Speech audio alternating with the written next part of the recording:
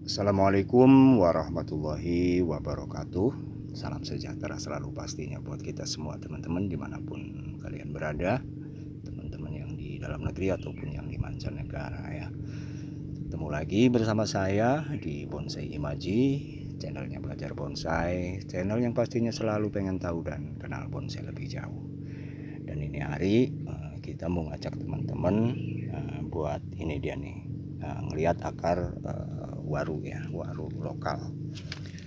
Ini kita punya cerita ya, waru lokal ini dulu kita tanam dengan cara stek ya. Kita tanam dengan cara stek. Kita ambil dari dahan panjang kurang lebih 1 meter tanpa kita buang ujung. Kemudian kita stek. Setelah keluar akar baru kita pecah batang dan kita ground di atas ini ya. Ini medianya pasir murni ya teman-teman. Medianya pasir murni, kita ground pakai karung dan ini hasilnya ya, seperti yang kita lihat. Hasilnya lumayan ya teman-teman ya. Kalau kita lihat di sini hasil perakarannya lumayan seimbang, bahkan ini seimbang kalau kita bilang ya.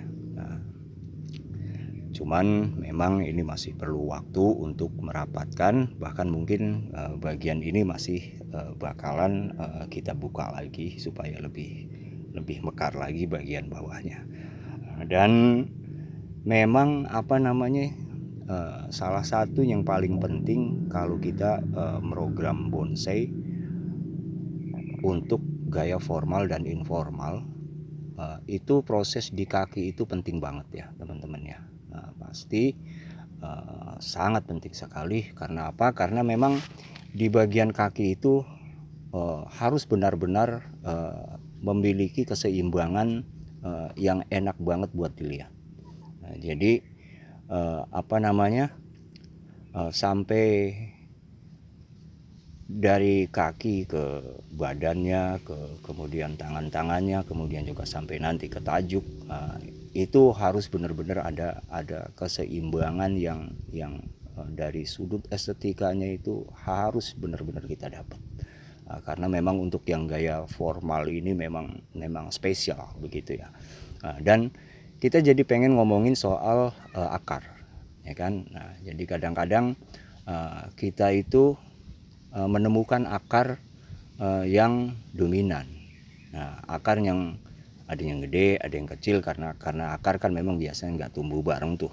Nah, ada yang gede, terus ada yang kecil, ada yang kemana-mana. Nah, itu perlu kita beresin juga kan. Kayak yang ini, mohon maaf, ini yang ini perlu kita benerin juga karena sebenarnya dia harusnya larinya ke sini.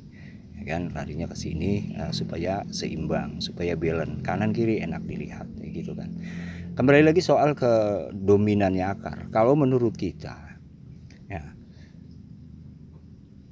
yang namanya akar dominan itu juga harus kita perhatiin, sebab kadang-kadang karena akar itu lebih besar dari yang lain, kita anggap itu dominan, terus kita potong. Nah, itu agak kurang tepat juga ya kalau menurut kita, sebab yang namanya akar juga sama tuh kayak dahan. Kalau kita mau ngelos, itu kan artinya kita butuh pembesaran di bagian sini gitu kan. Kalau kita potong ujungnya, di sini akan melambat. Akar juga sama.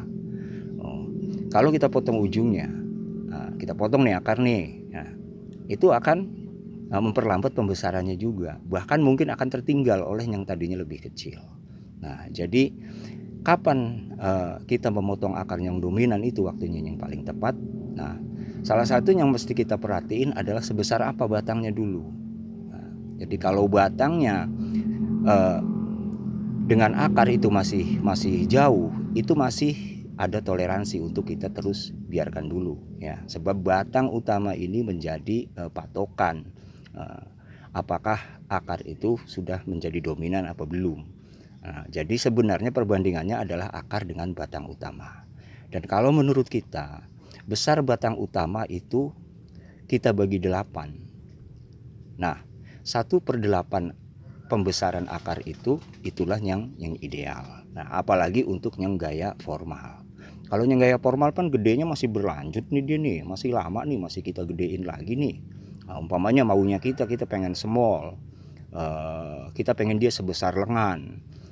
Kalau sebesar lengan, taruhlah sebesar lengan itu, garis lingkarnya itu kisaran di 15 ya, di 15 cm lah, 15 atau 16 lah gitu kan.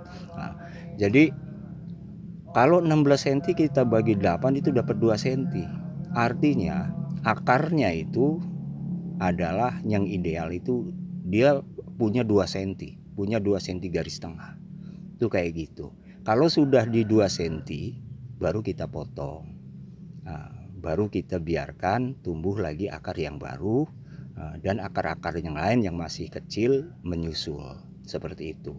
Nah, selama batang utamanya belum mencapai target yang kita inginkan, maka yang namanya akar ini belum bisa kita bilang dominan sekalipun dia lebih besar daripada yang lain. Nah, itu kayak gitu ya teman-teman ya, mudah-mudahan bisa dimengerti dah gitu kan ya.